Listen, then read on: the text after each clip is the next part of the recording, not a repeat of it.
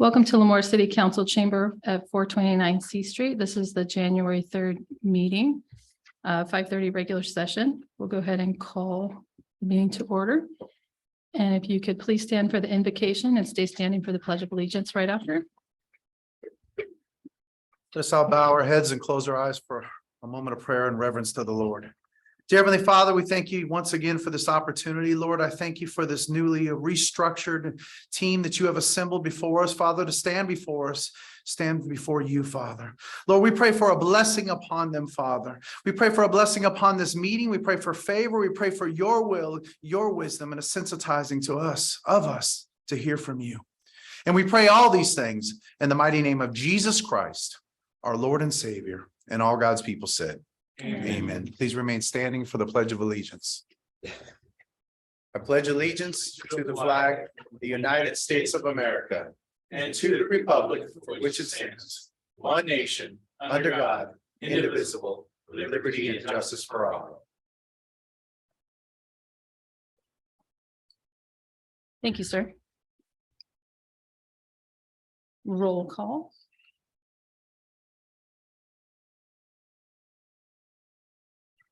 Hello, council members. Councilmember Cheney. Yeah. Councilmember Lyons. Here. Councilmember Orth. Here. Councilmember Gornick. Let the record show Councilmember Gornick is absent. Councilmember Matthews. Here.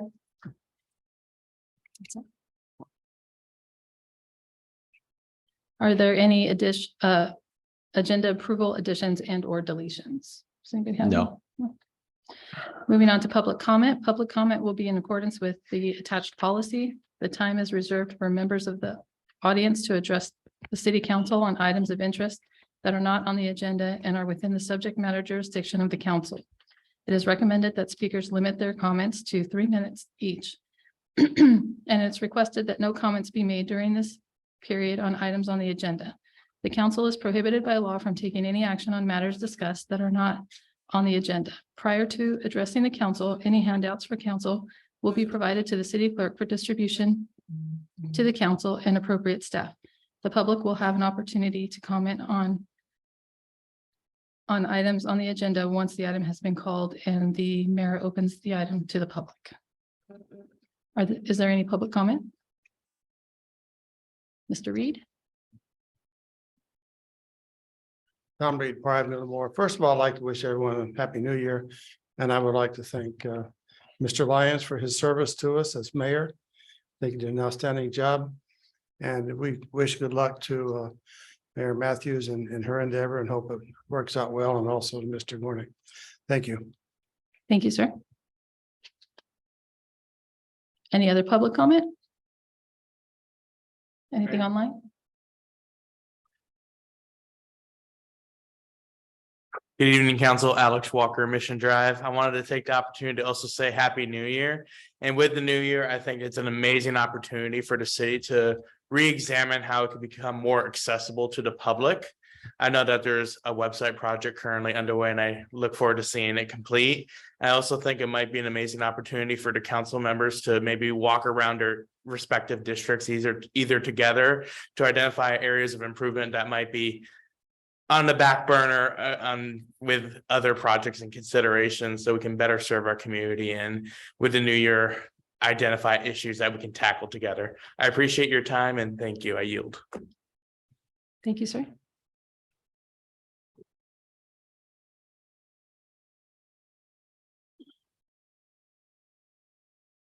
The city clerk received 2 comments. The first comment was received August 2nd at 1:30 p.m. by email. The email was received by Philip Rand. August? Oh, I'm sorry. So is that, these are old? Was it in her? These are, yeah. Oh, yeah. So maybe these are old. probably read it Okay, when I you read it. apologize. No worries. There are no other comments then. Any other public comment in the room? Seeing none, we'll go ahead and move on to ceremonial presentation. Also seeing none, department and city manager reports. Good evening, Mayor and Council Member. Report tonight coming from Chief Kendall. Good evening, Mayor and council members, and Happy New Year. I don't have a lot to put out. We're still kind of getting through these holidays. But we have begun to compile all our stats for 2022, and then we'll be bringing you the annual report within the next couple of months. Overall, our calls for service were down from last year by about 547. That seems to have allowed officers to be a little bit more proactive, resulting in an increase of traffic stops by 951. Our total number of reports generated were in turn up by 627. Our felony arrests were up by 8, misdemeanor arrests were up by 204, which kind of leads to the amount of traffic stops. There was an increase of 60 more arrests for driving without a driver's license and 50 more DUI arrests. Citations were obviously also up with that amount of traffic stops by 678. But overall, we look good.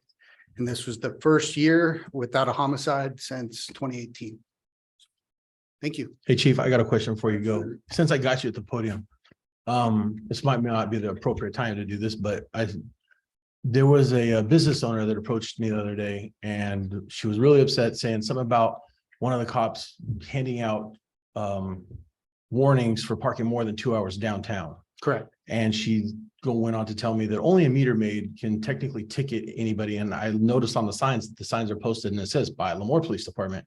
And I couldn't help but think that that has to be completely wrong, that our PD should be allowed to enforce a parking citation time limit, especially if they're doing the thing like chalking the tire or whatever, however you guys go about that. Have you heard anything about this, or do you know anything about this? Yeah, well, as a result of the downtown business owners requesting us to be a little bit more proactive in our enforcement of the 2-hour parking, we did so. And you're absolutely correct. The police department by ordinance has the authority to issue parking citations. Essentially for any infraction within the city. Well, yeah, it's a car and it's breaking the law. It's a car on a public roadway. Yeah. But Okay, yeah. that's all I had. I was just kind of curious because I didn't know. She seemed like she did some research, and I don't know. No, I just wanted to be on record for asking. absolutely. Thanks, Chief. Yep. Okay, and we have multiple people in Public Works out sick and are at jury duty this week, so they're still over getting out of court. So Public Works will not be here this evening. Want to welcome everybody into the new year. It's going to be a good year in 23 for the city of Lemoore. Got a lot of good things coming up on community and economic development for the community. Some new businesses coming to town that we'll be happy to share here in the very near future. But looking forward to a good year, finish strong in 22. And just a note, I will be out on vacation starting the 12th through the 18th. So Assistant City Manager Spear will be here for the next meeting. And that's all I got. Thank you. Thank you. Moving on to consent calendar. Items considered routine in nature are placed on the consent calendar. They will be considered and voted upon in one vote or as one item unless a council member or member of the public requests individual consideration. 3-1, approval of minutes, regular meeting, December 6th, 2022. 3-2, approval resolution 2023-01, authorize continued use of remote teleconferencing provisions, AB 361. 3-3, approval notice of completion, CIP 5021, Lemoore Youth Sports Complex Shade Structures Project. 3-4, approval notice of completion, CIP 5032, Citywide School Safety Maintenance Project. And that is our consent calendar. Is there a member of the council that would like to pull anything? I'd like to pull 3-2. Okay, anything else? Is there a member of the public that would like to pull anything on the consent calendar? 3-3. Anyone else? Seeing none, I will entertain a motion to approve 3-1 and 3-4. So motion. Second. I have a motion by Mr. Orth and a second by Mr. Lyons. Mr. Orth? Aye. Mr. Lyons? Yes. Mr. Cheney? Aye. I vote aye as well. 3-2. Any questions on that? That is just a week. No, I know what that is, but I was gonna ask this question more to Mary. We've heard that at one of my other two committees that they are looking at discontinuing that in the very, very near future. Is that, That's correct. So Okay. it's anticipated the governor's going to pull his emergency orders the end of February, and then we would stop the AB 361. But there is another provision that allows for remote teleconferencing. It just makes it a little bit more difficult. And so I'll prepare advice for council on that as well, and the public. okay, that's my only question. After that, I'll move to approve 3-2. I just had that one question. Yeah, you have to do them separately, but also see if the public has any questions. Anybody from the public have any questions or comments for 3-2? Seeing none. Entertain a motion. Motion to accept 3-2. Second. Motion by Mr. Orth and a second by Mr. Lyons. Mr. Orth, Yes. Mr. Lyons, Aye. Mr. Cheney. Aye. I vote aye as well. Moving on to 3-3. Did you have a specific question, Mr. Reed? I noticed it says structure, so I imagine there's multiple. I would kind of like to know the approximate location of them and what the anticipated cost of the entire project will be. So the project is completed. There was 14 shade structures. Consisting of 230 by 20 shaded areas at various parts on the municipal complex over there to provide comfort and shade for the public. It was paid for by a grant, so it cost the taxpayers of Lemoore absolutely nothing but staff time to prepare the grant and administer that grant. And the total cost of the project was $176,355. Thank And you. it is complete if you want to drive by there and take a look All at right, thank you. it. Any other questions? I'll entertain a motion to approve. Motion to approve 3-3. Second. Motion by Mr. Orth and a second by Mr. Lyons. Mr. Orth, Yes. Mr. Lyons, Aye. Mr. Cheney, Aye. and I vote aye as well. That one passes as well. Public hearing 4-1, public hearing resolution 2023-02, approving the disposition and development agreement between the city of Lemoore and AMG and Associates for the sale and development of city-owned surplus land located at the southeast corner of East D Street and Smith Avenue in the city of Lemoore, APN's number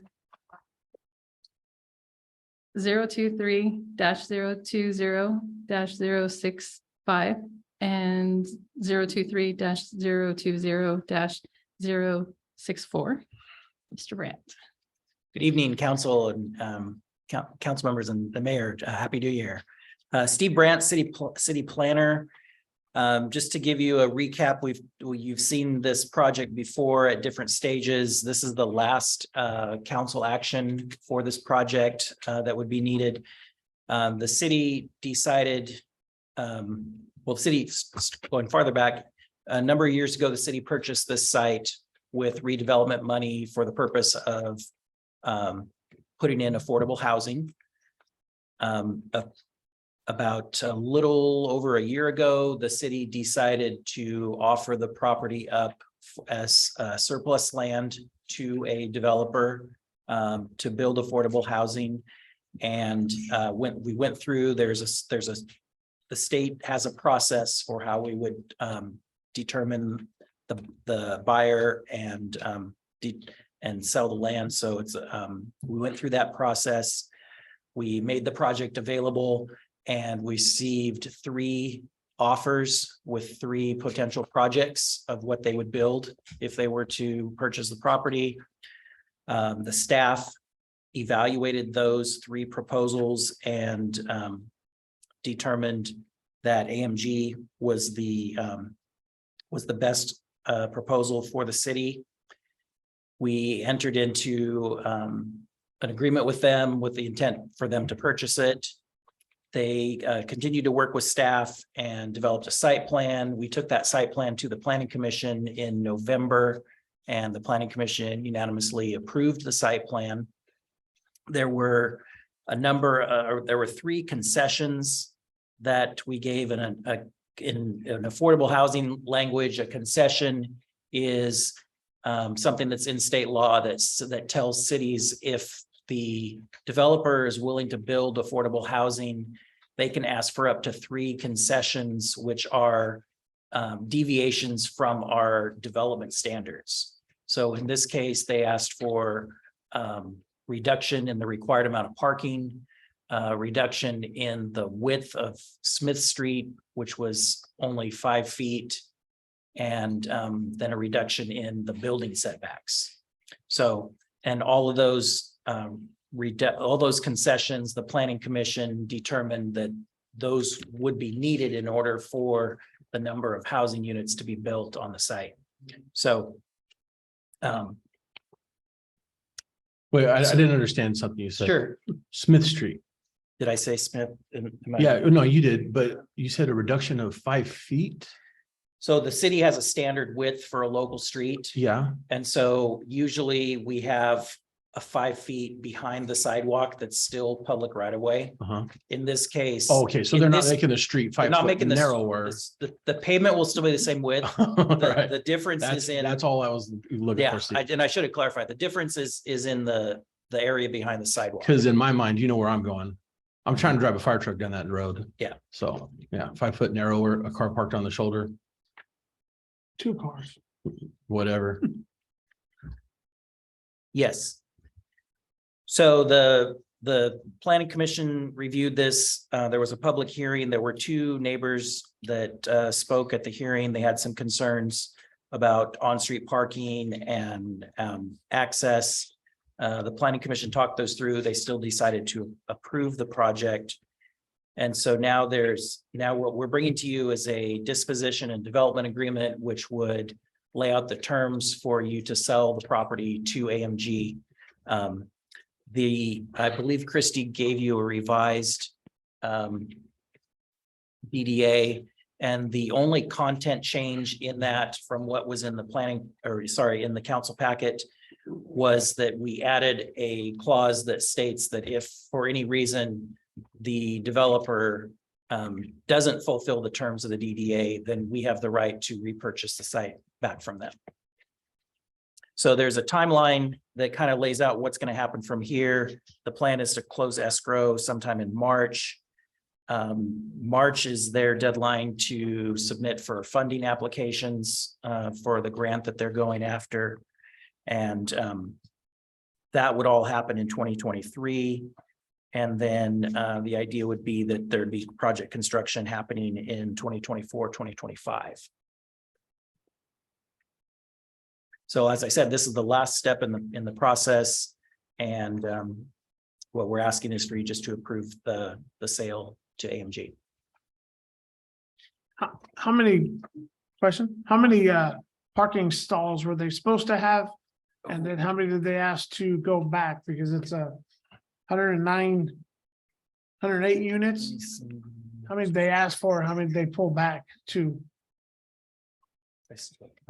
Let me see if I still have the planning commission, unless you remember. One of the interesting things about the grant that they're going after is that they have to show that they're doing things that encourage alternative transportation modes, which is basically walking, bicycling, and transit.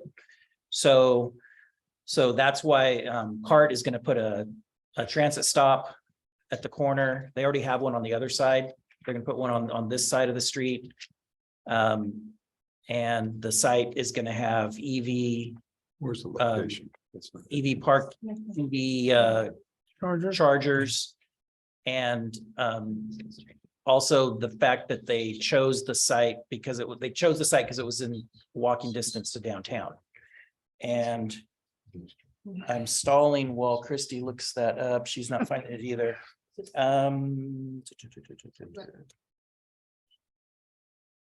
Here, I think I got it.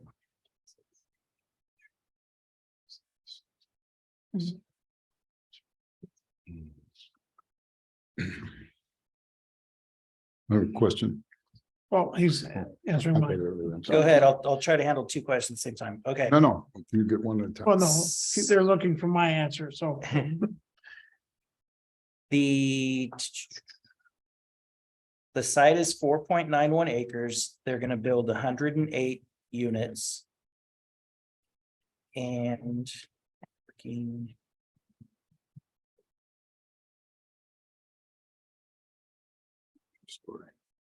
Three. That's the next question. Does the fire truck go 3 stories? That's one of my questions too. if this was a project, if this was a market rate project, building 108 units, we'd require 240 parking spaces. They're proposing 161.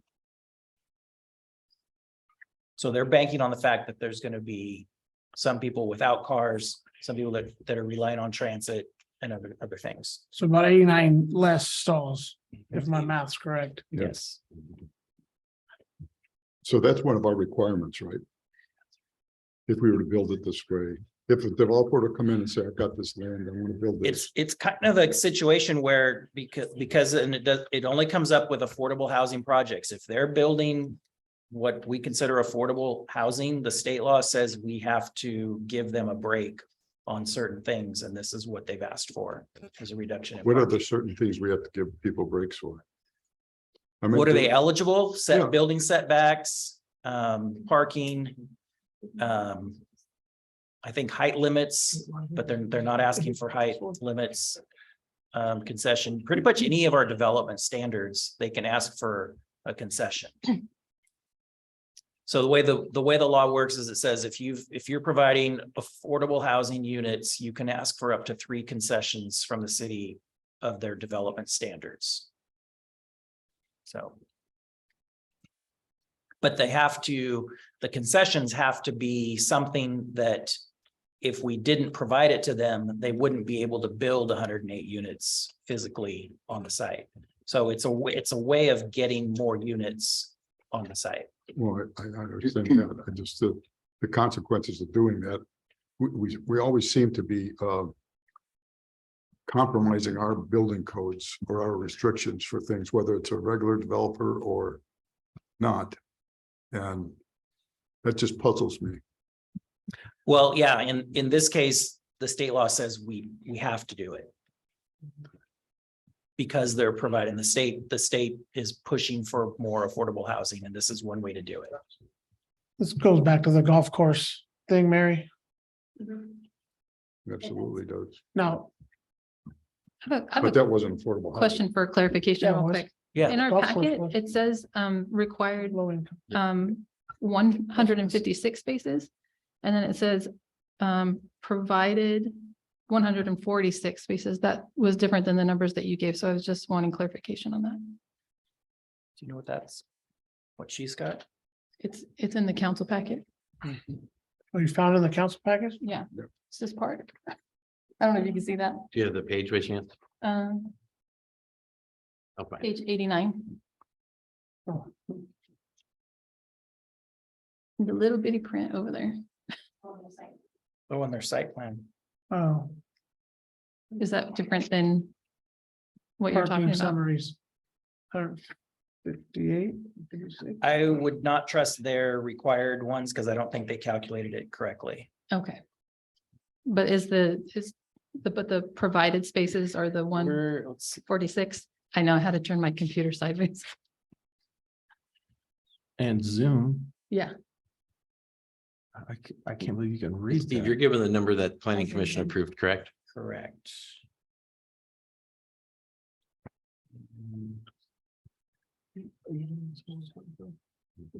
Yeah, okay. Take your thumb. Let's see here. Oh, you know what? yeah, I You know what just saw happened? No, I know what happened. because they're We- adding in the electric vehicle parking and I didn't see all of that. The other thing is, that may have happened is we asked them to change the site plan and move the laundry building closer to the middle of the site. Oh, okay, And that resulted them being able to put in more parking over by the dog park. okay, So they maybe just didn't change that number on their site plan. okay. They're getting a dog park. Yes. Is They're gonna that, have a, is they're gonna, that, they're is gonna have a that- dog park, community building, a swimming pool And a laundry. and a laundry Area. building. are those concessions we have to give? Or are those things that were, Those were By the things they state. wanted to put in the project. so tell me a little bit about the sidewalks.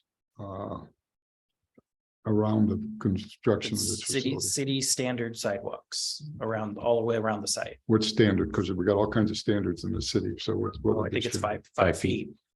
Okay. And then there's also additional funding with these projects that they go after on our behalf that will allow us to build additional sidewalks up to a mile from the site.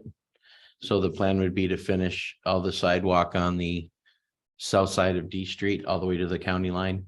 Finish that off, potentially even finish the road through at the end of that field and get the infrastructure in there so those other sites can develop just to the east of it. There'd be several $1 million of available funding that comes along with this project to the city for new infrastructure. Now, the back wall, is it gonna be fencing or is it gonna be a block wall Block wall. that's up against D Street? No, No, T Street. along the street side, it'll be a wrought iron fence. That you Similar, can to what- see through. similar to what we have on 19th.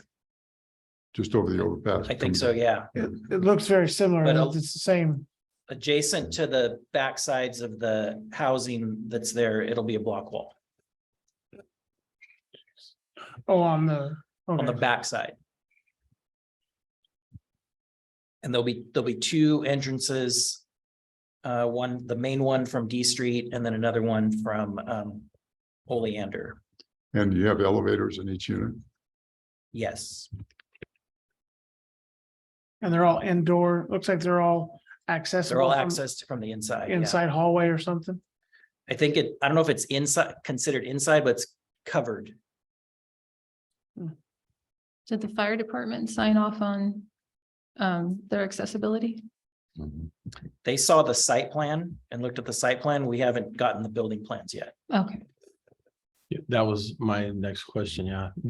I just want to know at the edge of the roof, what the distance from edge of the roof to the ground is.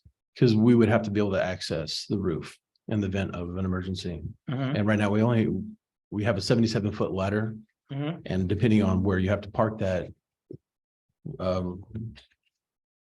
Tells you how far away you have to be, you know what I mean? Because obviously 77-foot ladder straight up in the air can't be done. So you have to get away and have an angle of a decent climbing angle. And I know that, I mean, just like food for thought, or not food for thought, but like when the Palace built their new huge building out there, there wasn't a ladder tall enough they could reach it. So they had to buy Kings County a 110-foot ladder that could reach up there. And I'm not saying that I forgot the name, AMG.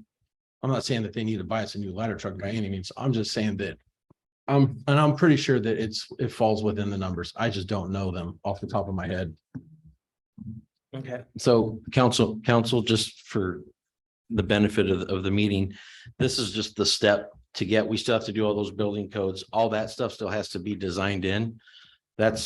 We're not quite there yet, but yeah, we will absolutely have those addressed as it goes through building plans. This is a site plan approval and the development agreement to get the project moving forward. Yeah, we're So talking about. we'll those work out different- all our standards will absolutely be worked out. And It's so the concessions that were already approved. The only reason I brought it up is because she brought it up. But the question I did have about the site is, when did the city purchase that land? It was part of the whole redevelopment, 19 different parcels throughout the city. So it was back. I'm gonna more than say- 10 years. Yeah, it's been a while. Yeah, it's been in the 90s, And I it- think. But my specific question for asking is it was bought for affordable housing, correct? Yes. Correct. Yes, Yes. because someone tried to argue that with me and I was like, no, this is exactly why the city bought this land, was to do this type of project. And yeah, I got a lot of wonderful attention that day. So one other question. So with respect to the landscaping around it, Mhm. does that fall within one of our zones? With an LMD or PFMD, will this be treated like an HOA? They'll take care of their own. They'll just take care of it themselves Yeah, it'll be part of their The sidewalk, project. the sidewalk next to the street as up to the well? sidewalk, yeah. But it will be in a PFMD though.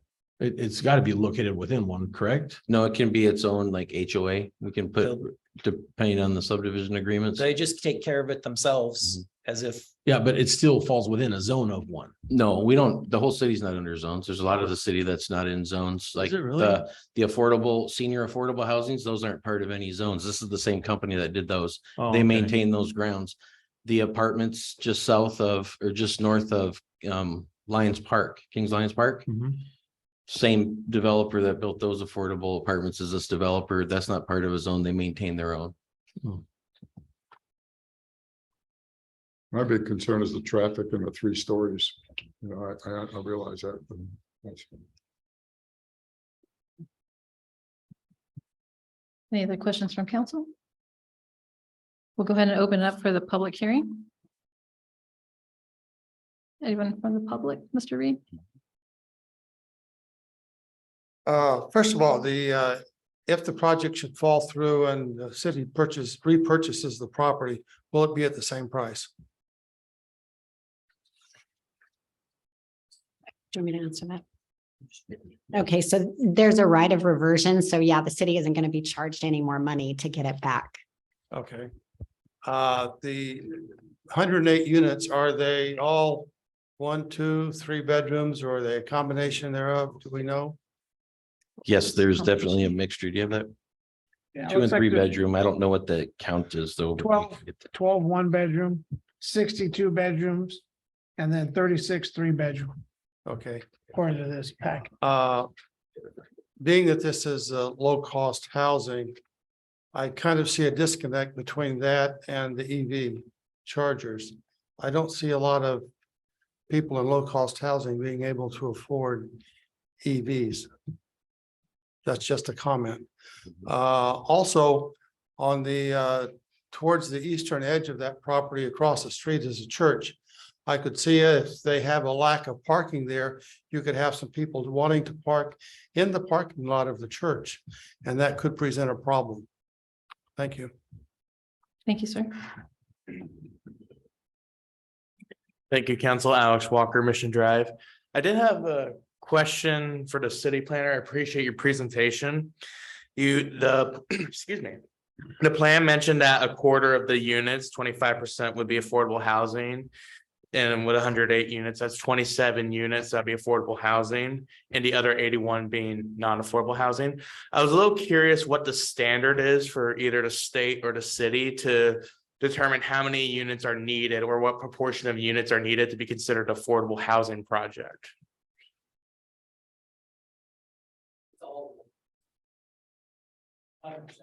That's 100%. Then what was the quarter? I'm a little confused. I apologize. Earlier on the screen, it said a quarter. Oh, it requires that 25%. Oh, okay. Thank you for the clarification. Okay, thank you so much. I appreciate that.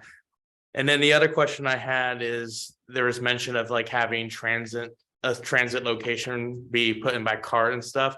I did want to advocate, I know it's a little ahead of the game, that if one is put in, that there be a bench and a shade cover, because when I was driving around in the rain, I see people standing in the rain with nowhere to sit in the mud. And I know that's an ongoing problem in our community that I hope we can address better, but that's another thing that crossed my mind. Thank you, Mr. City Planner. Thank you, Council.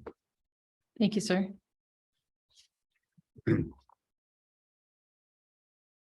Anyone else from the public have a comment?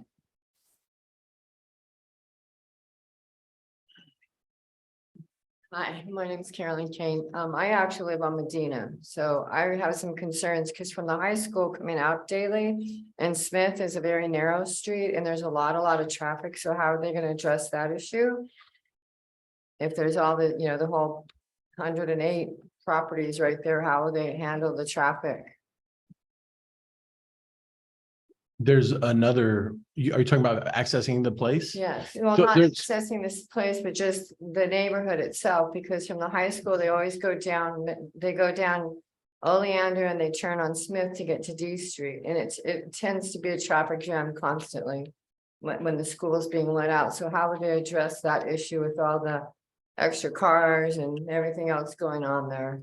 And then the accidents too on D Street, there's a lot of accidents just in that general area. I know there's another access down there by, I can't remember the name of that cross street. We were looking at it earlier. What was the name of that other cross street? Because there's another access point down the street further by the Fleet Well, Reserve. there's Bush, but the flick, no, that doesn't go all the way through. Like No, you I said, understand, but there's, They're gonna. there's create- another access point So to are they gonna this. go ahead and open up Oleander at the end where it dead ends? Well, know? that's We're probably, looking at opening up Oleander as part of the extra funding that they apply for as they go through the project. So are they gonna finish the project first and then open up Oleander?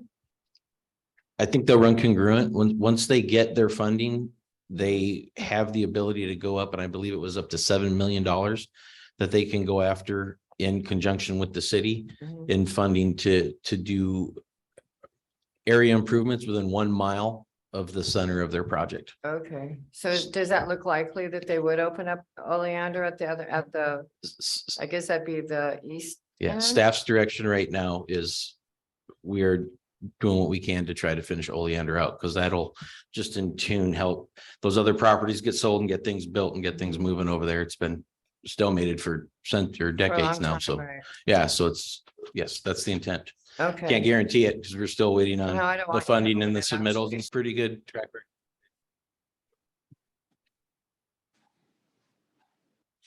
Will this create a traffic study? Nathan or Steve?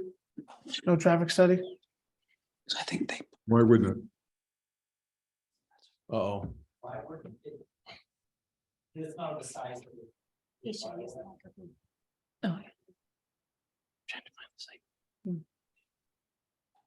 I'm Don Siegel. I own the building at 684 Oleander. One of the concerns is almost nowhere do we allow traffic to go from commercial property directly into residential property. In areas where it's needed for fire or that type of emergency, they usually have a knock box and they have a gate, and that's normally closed. If you go over in Visalia and you just go off of Mooney Boulevard and you get to Fairview, there's a gate to keep people from going from that commercial property directly into a residential neighborhood. And there's going to be all kinds of adverse traffic and speeding going on with that. That's not appropriate for a residential area. And consideration needs to be given for that.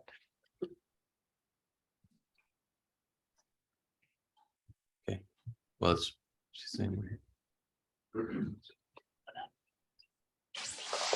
Hi, I'm Bruce Polar. I live at 164 Grace Court. And I was wondering if you could pull up on the screen there's a lot of time. I developed this property right over here at Grace Court in there. and- Sir, I know that you want to point to the screen, but we can't hear you in the recording if you're over there, and people online can't hear what you're saying. I apologize. You have a pointer? So on the lower right there were 6 acres that's not developed yet that I owned, and I gave 4 acres to King's Christian School, but I happen to be on the board there, and we were going to work in conjunction with the 2 acres that I have in that to develop that area. And originally I was going to put in 2 more cul-de-sacs like Grace Court, and that goes back to and the reason I didn't was because Nick Verma encouraged us to put in cul-de-sacs as opposed to extending Walnut Street on through and coming over to Oleander, where we'd have dual access. And the engineer said that, well, I'm from Tulare and they require dual access for fire and safety. And he said, oh, and that's not a problem. So we went ahead and you'll gain 2 more lots if you put in just a cul-de-sac. So I went ahead and put in the cul-de-sac on Grace Court, forever closing off Walnut Street from going through. And then about I can't remember how many years later, but I was going to develop the next phase, which is the next cul-de-sac. And he said, well, you have to have dual access. I said, hey, Nick, you already encouraged me not to do it. And we blocked that off. So, and his reasoning was, it was for fire and safety sake. He said, no problem. You can just extend Oleander Street through and Dogleg over to D Street. And I said, well, who's going to pay for that? And he says, well, you have to, but you'll get reimbursed. And well, that was the hurdle I couldn't. So I could never develop that. Okay.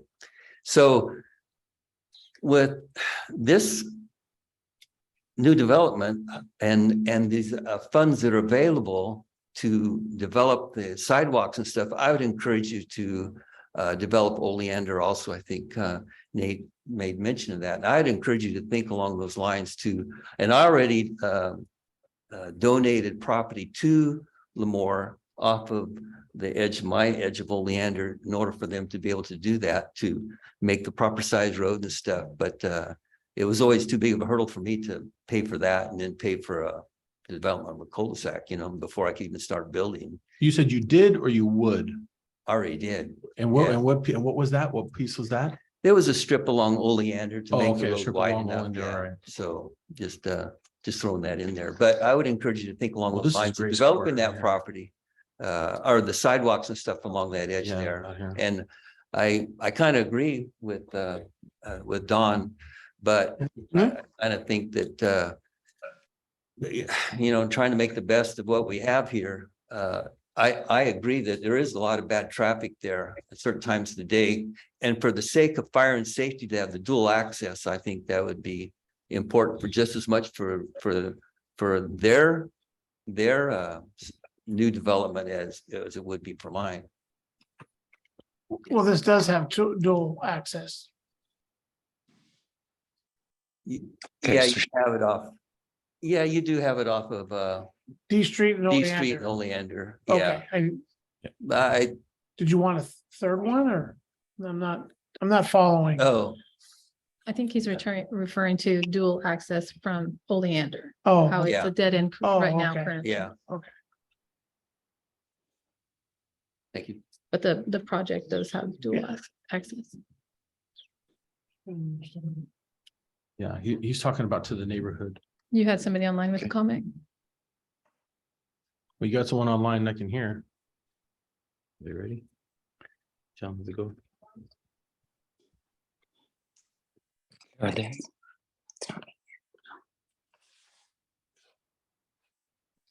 So they'll let you know when it's you. I think she's going to let me know. Well, whoever it is, we Go can ahead, hear you. Go Pamela. ahead and talk and Oh, ask. good. It's for me. Okay, thank you. Can you hear me? Yeah. Yes. All right, thank you. So I do want to address a couple of things. They know, and Pamela, and I live on Grace Court. And so one of the openings of the apartment complex will be facing the parking lot from our home. And so some concerns about the parking. I did appreciate the gentleman mentioning that when there's less parking space, that those residents or people visiting those residents will be searching out a place to park. Well, again, our home will be facing the parking lot of the apartments. And so what would be available to our family, because we've purchased our home, which we purchased our home prior to Lemoore purchasing this project. We purchased it back in, it was 2003 is when we moved in. And so I believe that was prior to any of the purchasing that Lemoore had done. So with this parking, I'm noticing that it's 79 spaces, that's 80 spaces approximately less than what is required. And just where are they going to be parking? Recognizing that we face the parking lot, we're pretty close.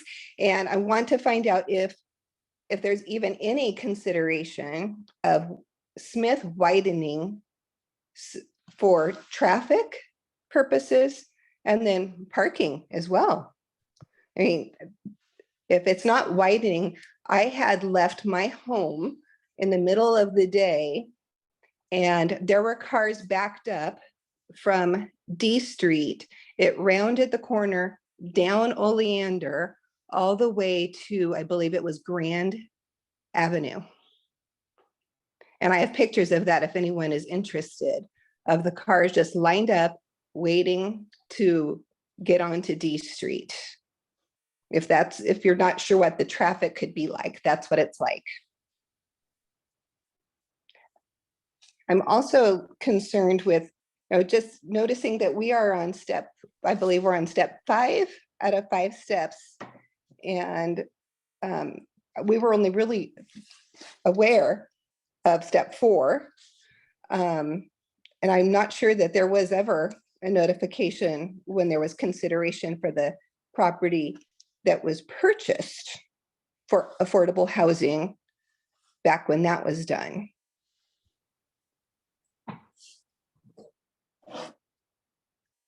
I'm showing that the city bought these 2 pieces of properties in 2008. Okay. Is when title, according to GIS, is when we took title of those. Okay, so we did have our home prior to the property being purchased. So again, I'm completely unaware of the time, if there was any notification when that property was being purchased and or what the intended use would have been. The only time I was aware that the property was owned by the city of Lemoore was when there was a tree that was fallen down, and for over a year, a refrigerator was left on that property unattended by the city of Lemoore. So there hasn't been a lot of attention to the property until it's already developed. One of the questions that you had was Smith Street being widened, and it does look like in the plans that are in front of our screen right now that it is going to be widened further. It'll be larger than what it is now. I can't give you the specific feet. The one reduction they did ask for, though, was the 5 feet of right of way behind curb and gutter. But as far as the road width goes, it will absolutely be wider than what is there now. And it should have room for parking on curbside parking as well, which now there isn't. Well, there's barely room for traffic going either direction, because there is parking on the other side of the street. And so if there's cars going at the same time, and then let's put attention to the fact that property values in our area, as well as everything else. I know the city of Lemoore, they're gaining millions of dollars in grant money. And so what happens to those who live in that area and our property values go down? Where do we benefit outside of more traffic, no parking? And we've been property owners there for over 20 years.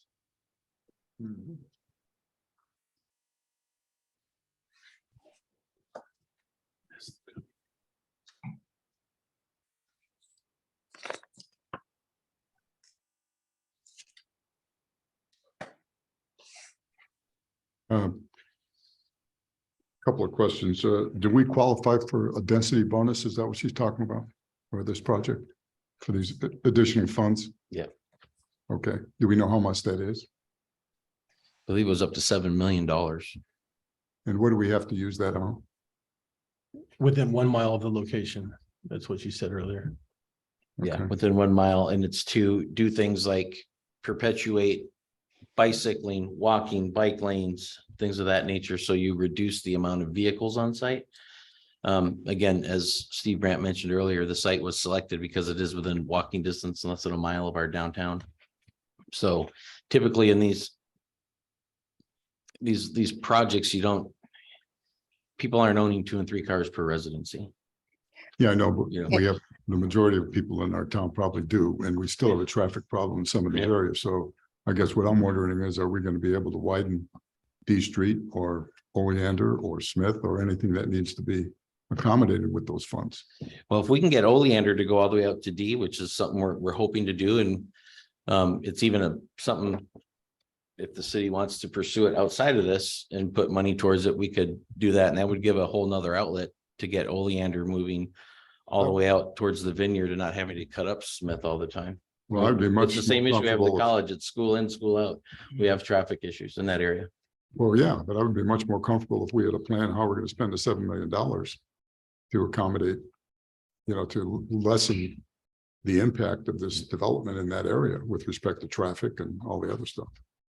We don't have full control over how to spend it because we make a proposal kind of with the developer to the people that are providing the grant, and they have a scoring system.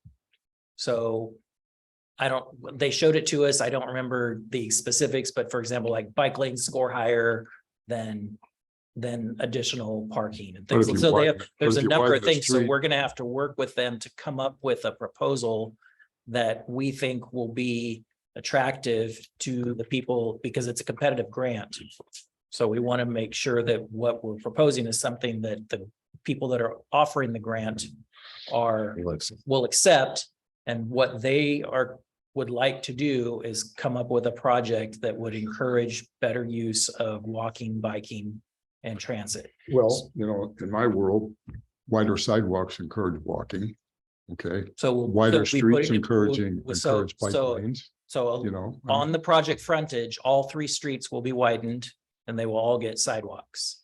And we'll get a bus stop at the site. And that comes out of that's part of the developer. No, the $7 million would be in addition to that. So that's already, the developer has to do that to build the project. So the $7 million are things that are happening, but they're things that are happening away, like near, but away from the site, not on the site. And that would maybe we can build D Street all the way to the canal. Or maybe we can put in bike lanes all the way to the canal, or both. Or maybe we can get Oleander to connect to D Street. We'll have to work with them to figure out what we can do for $7 million. How about street lighting? We'll get street lights. We'll get the lights on. We'll take 3 years to get them energized. This is January. Yeah. This is January. Yeah. This has been 2 years we've been talking about street lighting. Yeah. I'm really wound up this year. So because Hanford's putting in all kinds of solar lights in their parks and in their new development. I don't know why we can't. They're stuck on a boat. Yes, I think so, or a truck somewhere. So just Looks like on a boat. just for your benefit, the city standard for parking is that we require 1.5 parking spaces for a 1-bedroom unit and 2 parking spaces for 2 or 3-bedroom unit. So that's what they're asking relief from. So it's not, so if everyone that lives here had 1 car, there would be enough parking on site. But we know that that's not true. Well, No, we don't. it's affordable housing, so we don't know if it's true. We don't know But I that, mean, we don't know that everybody's gonna have 2 cars. But if it was an algebra problem and you use your numbers there, you would have more than 108. The parking standards are designed for a suburban style development where there's no, that's not conducive to walking. This site is conducive to walking. You can walk to downtown from this site. Okay. Did the Cinnamon Villas and the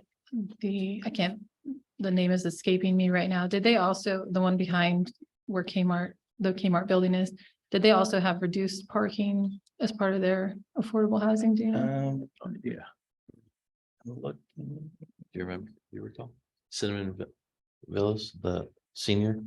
Do they ask for reduced parking? Cinnamon Villas might have less parking because we don't require as much when it's senior housing. I drive that way all the time and I don't recall seeing much street parking at either of those. So I was just wondering if they had the same requirements, what we could maybe anticipate for this project. And if they're the same developer north of Lions Park, what is their street comparative? Their street parking compared to their units Yeah, that's the one I was referencing that I couldn't remember the name. Oh. I've only seen one car on the street randomly. I haven't seen anybody else parking on the street. Not that I would recommend parking there because that's the, And Nathan, can you Curvy. answer the last the last young lady's question about this is the fourth reading or the third reading? Doesn't say which one. Oh, it she is. said the fifth step. Yeah. of Fifth five step, steps. she was referring to the four other that no one knew about. well, we approved So to I know. sell the surplus land. That was, But how do we communicate that to the residents around there? there was a public hearing held on September 19th of 2008 How did we? to discuss the project being purchased for affordable housing. Okay, No, but I mean about this project. I mean, how did we communicate this to residents 1 mile from this area? Well, we had to do what's required by law, which is the mailers, you have to post it, publish it in the paper for so many days prior. And people affected, I believe, get letters sent out if they're within so many They're within feet, 300 feet. 300 feet, you get letters. 300 feet. So they got notice for the planning commission. And I do believe it was on our site. so she would have got a letter Yes. If she's within a 300-foot circle, yes. Yeah, If she's right outside of across the 300, right across the street, so she would have got a letter. she's halfway down the block, I think, but but that was for the November Just for planning the commission November, meeting. yeah. So the minimum is 300 feet, right? I believe so, yes. Okay. So do we have a goal in the city in terms of does the state provided us with a goal in terms of affordable housing we have to have? Yes, We're working on that right now. What We're is working that? on I don't know the exact number. We're working on a housing element update The arena. with the other cities in the county, in Kings County. So that you'll be hearing more about that this year. Do we go by our own or do we go by the county? The state gives the entire county numbers that they want us to hit. And then the four cities in the county work together to divvy up that amount to determine how much each jurisdiction gets out of that total. And that was called the RENA process. So that was what we went through last year. So now we know what our numbers are and we have the Yeah. county has hired a consultant to work out and look at our available sites to determine, do we have enough land available to meet those numbers? Are you saying you don't know what our number is? We know the number. I don't have it right here in front of me. KCAG, I sit on Yeah, KCAG. Yeah, My last update was if with our current zoning and what we had designated affordable and stuff, that we would be able to fairly sure we're gonna meet RENA numbers without having to make major adjustments, but we'll know more as we finish the study with the county. But all our zoning was set up based on the housing element and the number of housings and that we needed. So that's where the last zoning came through and we designated these lands for those purposes. But that was decades ago. So, Yeah. so yeah. Okay. I guess what I'm thinking about is, are we going after projects we don't need to go after? You know, no, we That's need, what I'm saying. Everyone need is affordable housing. deficient. we in need a their- number of projects like this one to meet Mhm. our numbers. Yeah. We think it's like- we need several. Don't quote me, it's like 3,000. I sit on that committee and it's like 3,000 affordable housing this county has. I think it's high. We about fell over when they announced that number. So it's, As did every other county in the state. yes, Yeah. and Yep. they gave us 4 options and we chose the latter of all 4 options and it's all driven by the governor well, and all that. They make it, it's paradoxical. I mean, we're trying to solve a housing problem by having more regulations. So we increase the price of housing, so therefore we have a housing Yeah. problem. It's crazy. Politicians and developing. Yeah. Seems like that. Any other Any other questions or questions? comments? Heather, what? Pamela, did you have another? I did. I've actually touched base with some people because during our last meeting, it was brought up that this developer had a location built in Hanford. So I spoke with some coworkers, and they happened to live in the areas of where the housing was. And they said, they asked me, well, how many units that was planning on going in next to me? And I told them, I go, oh, it's going to be 108. And they said, well, you're going to be planning for over 300 people, and that about number of cars as well, because you're not going to have just those who live there. You're also going to be having those who come to visit them. So when we're looking at with the new estimate, because I was going off of the numbers of that were allowed and the required amount, that there were still 80 over. Now it's only 43 due to the new calculations that were given to us. And I do appreciate the fact, the consideration for Smith being widened, but I'm also concerned with the configuration of the apartment with the parking being on Smith.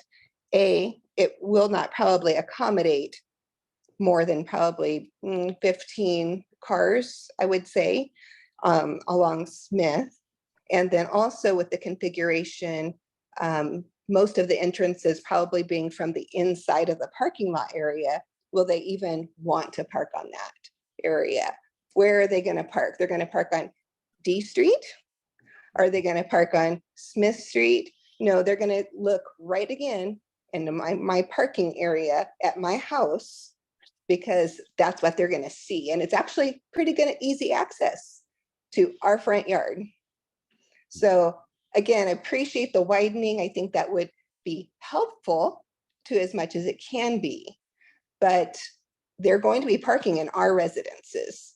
All those people who've already lived there, who've set up their homes with their children, their grandchildren, who got a cul-de-sac for the very reason of a cul-de-sac, and it won't be that anymore. So just, that's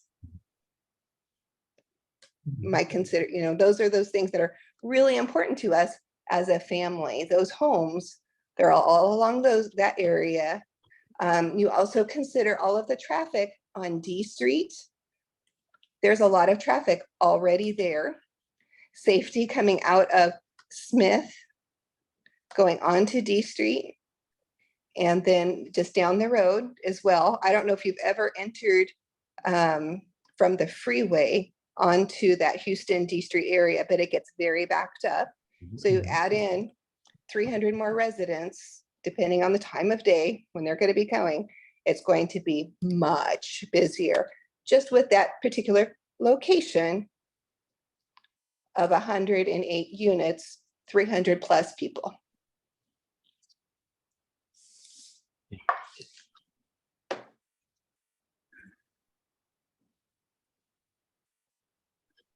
Are there any other questions or comments?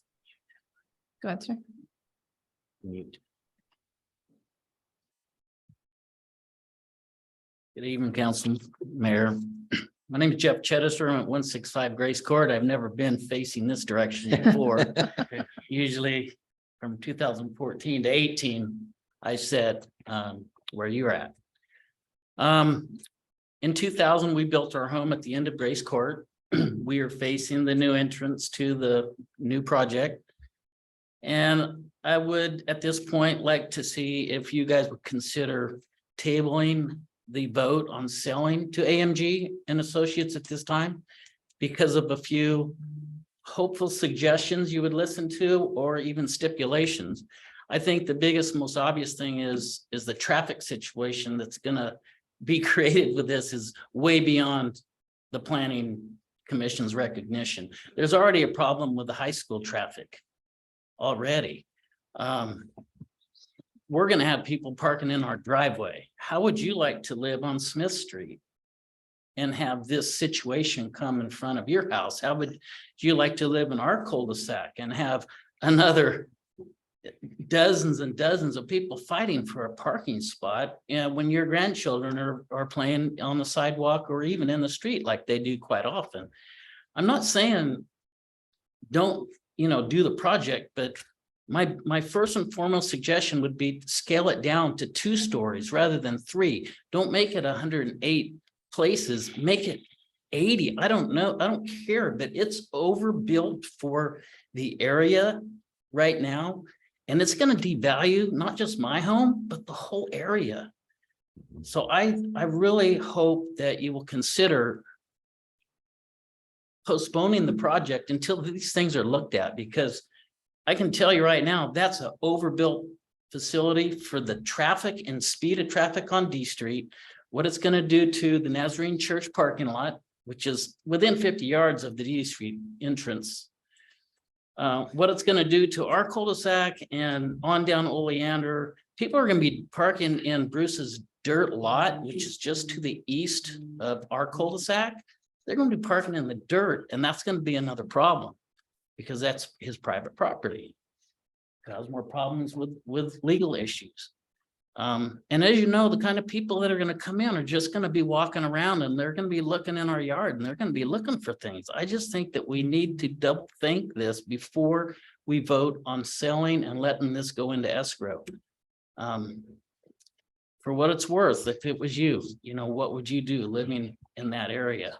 And traffic, the devaluation of the property, the concerns that we have are real.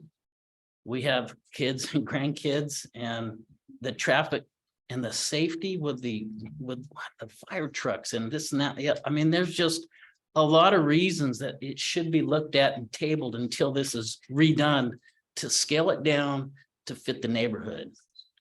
I don't know if you've ever been at Smith Street and D Street when school's out. There was no stopping the traffic on D Street, and it backs up, and it's a safety issue. We're going to add to that. It doesn't make any sense to me right now. So I don't know. I guess in closing, if you would please consider waiting until it can be looked at and redone. I don't care what the cost. And I don't think the city should either. I think it should be scaled down to a level that the area can handle. And even though Smith Street is widened, I can guarantee you it's not wide enough because people park on both sides. It's going to be a single lane road because right now it's a single lane road. And if anyone's parked there, you have to go on the dirt to get around. You should drive it. You should really come and look at it because it's an everyday thing for us that live there. So, and I don't know what else to say other than this is overbuilt. It's too many people for the area. It's not good for the city at this time yet. And that if you guys could really take a close, heartfelt look at postponing it and tabling it until it can be scaled back. Thank you. Couple comments, council, if I may, real quick. One, I believe the number of units is generated off the ability to make the project a fallible project. Hear everything they're saying. Smith Street would actually be widened, so you would have on-street parking on both sides with 2 lanes of travel. So you would be able to get through, so you wouldn't be single laning it. That's kind of a misnomer. I understand your thoughts. Steve Brandt, if I was to ask council to table this till the first meeting in February, so we can come back with some clarifications, does that kill the grant timeline for AMG? For Cameron? Okay, let's get, Cameron's on the line right now. Hi, yes, this is actually Jacob. Cameron could unfortunately not make tonight's meeting. But I can answer a few questions that I've heard tonight. I'd like to start off by thank you guys for having me on. And if I could just start going through the things I heard tonight were that the project is overbuilt, that it's going to devalue nearby properties, it's going to cause a lot of traffic, and that it might cause a safety concern. I do have answers to all these questions. I would like to answer them if now's a good time. Sure, go ahead. Yes. Sure. So the project being overbuilt, so for that first part, it's about 108 units. Sorry, it's 100 units on 4.92 acres. It's about 20 units per acre.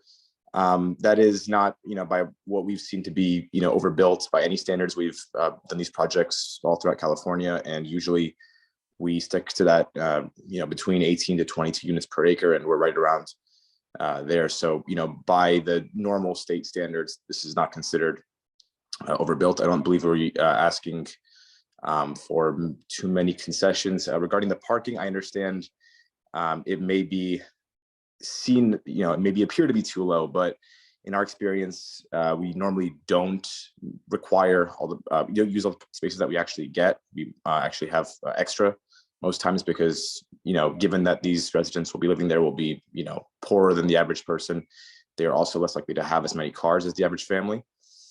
And as far as the project devaluing home values, we haven't seen that to be a problem. Actually, it may actually increase home values because now the area that was once land is now built up and there's more activity in the area. And if we were to do less units, it would negatively impact our ability to pursue funding, because the less units that we build, the less money we can get for the city. Therefore, the less improvements we can do for the city. So, all the street widenings and the extra sidewalks and the extra streetlights, those would be inhibited by us doing less units.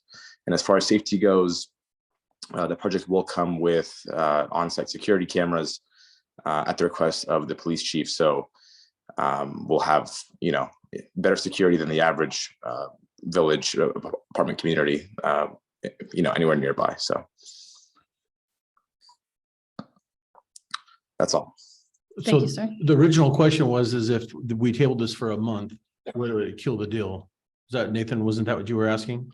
Oh, sorry. I thought I was going to answer the other questions. That is a question that I have to ask our consultants.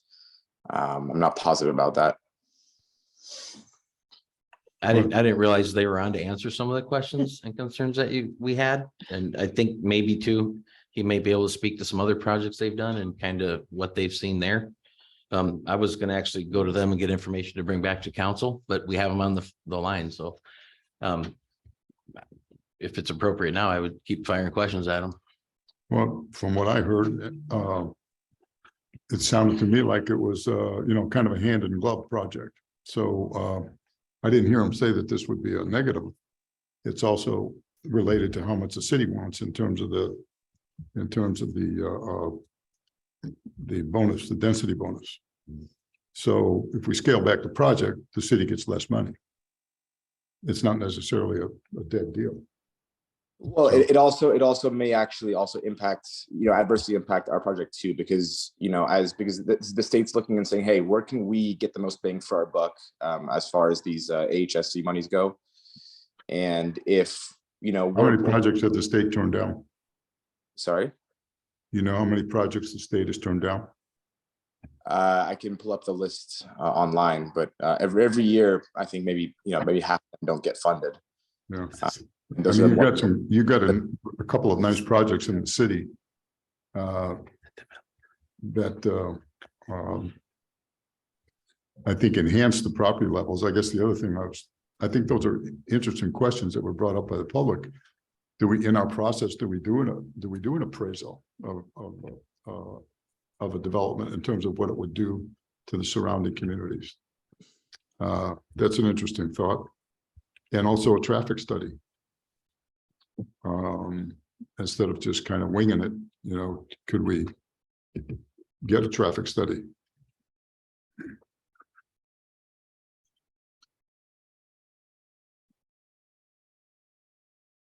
Would those things, you think, Mary, cause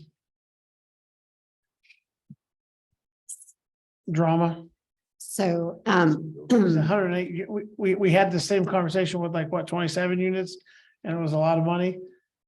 We times that by 108.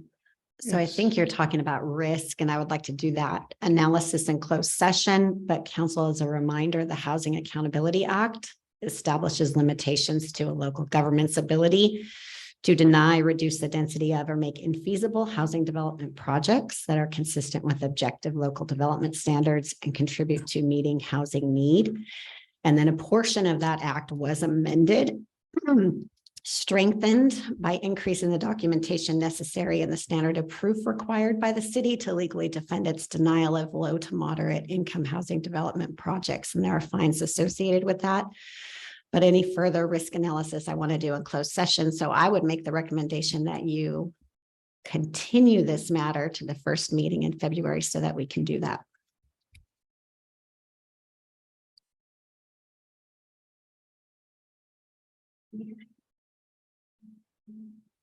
Yeah. I'd just like to say that the grant that they're applying for has to be submitted by March. I'm not sure what date in March. But so I feel that as far as conversations have gone back and forth, that if this meeting is continued until February, that we will no longer Need to have recognize. time to actually purchase the property, for them to purchase the property and apply for the grant. We're running a little bit behind on this already.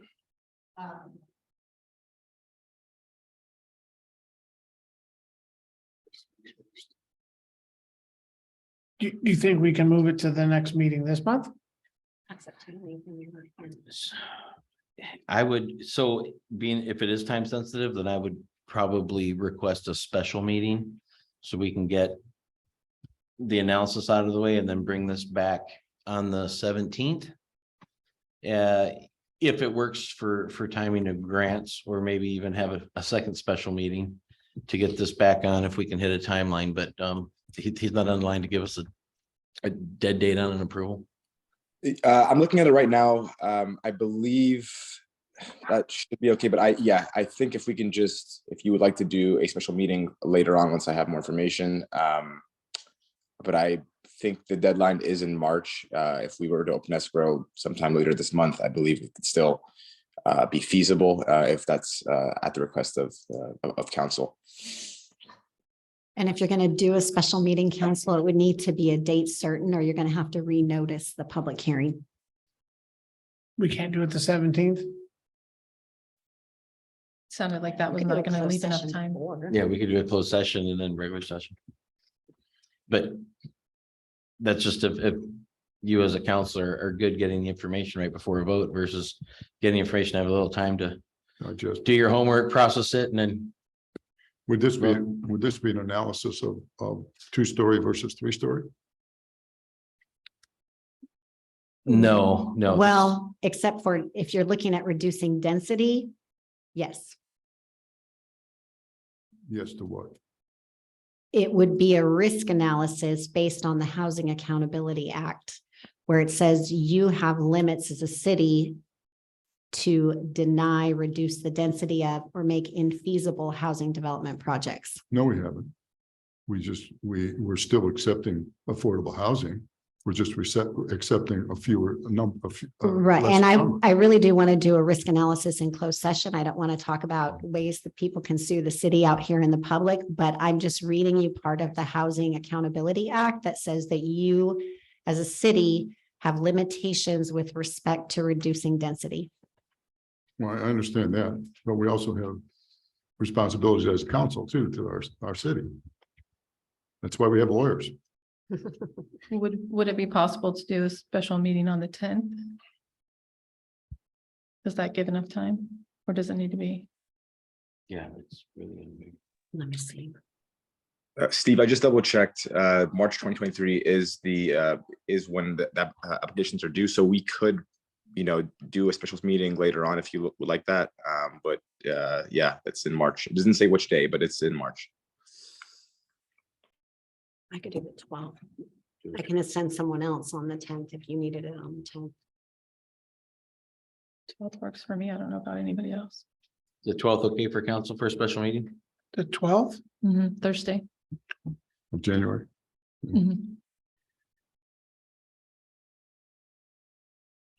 What's wrong with the 10th? Just out of curiosity. Yeah. Mary wouldn't be able to be here. I could send someone else. The 10th works better for me, but that's just me. I could send James McCann. He can work it. I'm working.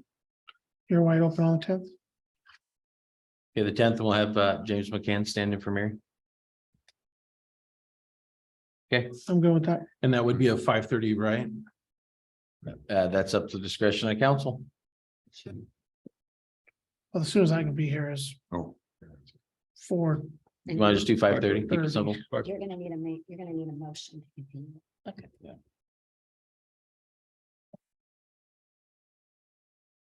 Is there any other comment? Questions? If you let her speak again, then you need to let everybody else speak again. Gotcha. I have one final comment. I If you would, let him speak again, you need to let everyone else speak okay. again. I don't think we've really addressed the issue if we can reach the roof, as Councilmember Lyons has said. And I think that's something that we need to make sure that we can do. Thank you. Thank you, sir.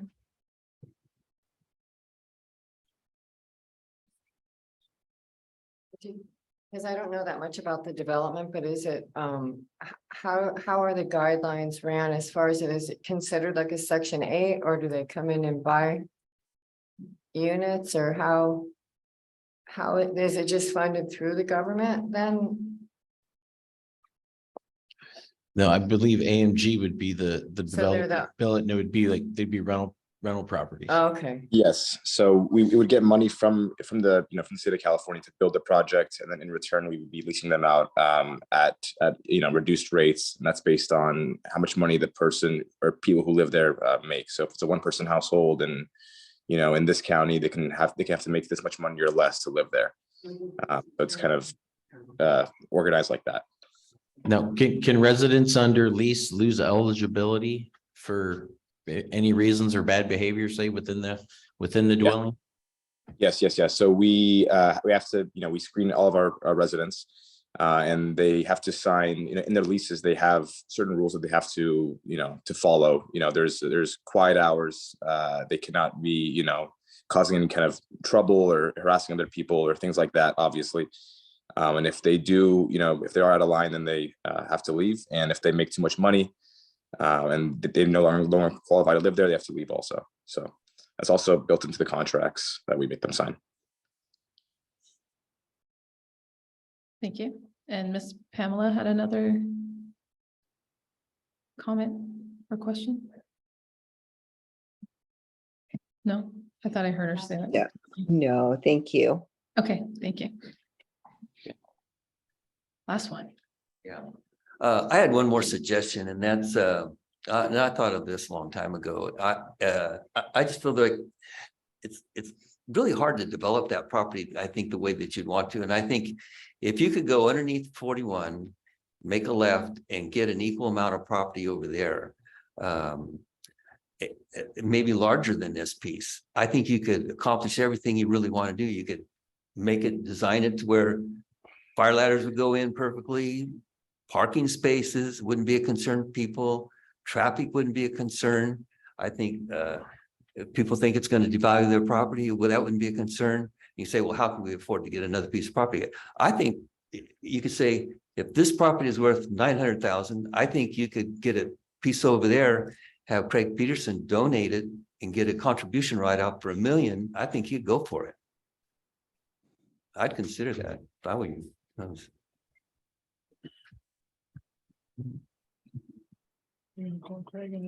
Sorry, I just want to answer one of the questions you'd asked earlier.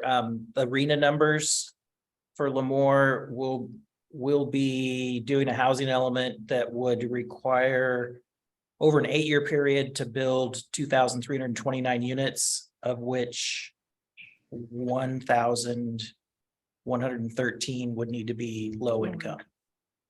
So the that next comes 8 out years- to about the next 100. 8 years, 1,100. Comes out to about 139 units per year that we should be building. That's if the state keeps growing.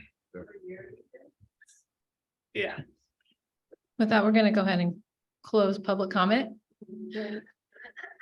Close the public hearing. Close the Hearing. public hearing. Sorry. We're closing this. We're going to do a continuation. Yeah, you can reopen it. Did we lose the recording?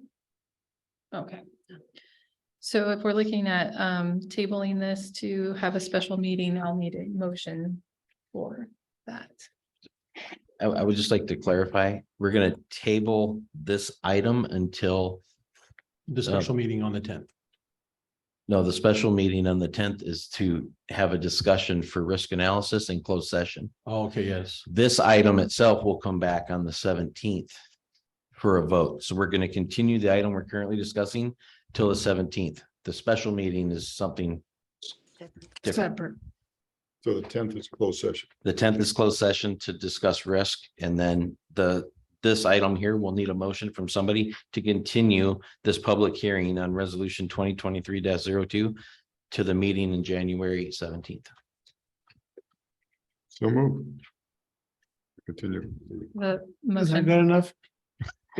Yeah, what he said. Yeah, Nathan I was missed it. clear. It's being continued to the 17th. Yes, second it.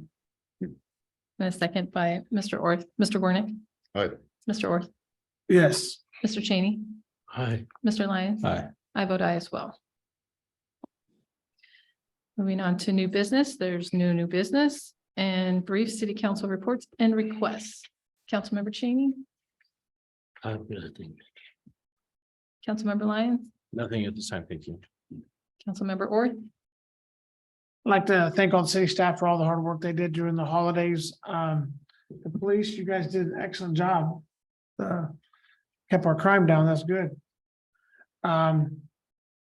Everyone that worked on this, I know this is a lot of work and I know gets the most input to stuff like this.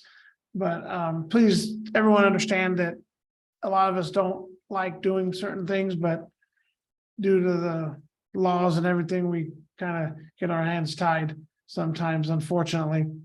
But a lot of great conversation, a lot of great information, and we'll have a nice closed session and hopefully not get too loud with each other and come up with a good answer. I also like to thank all of I think there was 8, Nathan, at our town hall roundtable. 8 businesses represented. We did create another one to come out. It looks like it's on the 24th. So we're going to we'd like everybody else to come out, and it was a great night with Mayor Matthews and myself and Nathan and Marissa, and it's great. Great back and forth. Gave a little extra work for the police chief, I think, but it worked out great. Happy holidays for everybody and have a good night. Councilmember Gornick, No. nothing. I just want to mention that KCAO's food distribution for January at West Hills in conjunction with West Hills and CalFresh is going to be January 23rd, I believe, starting at 8 a.m. If you want to know where it is, just follow the line of cars, you'll find it.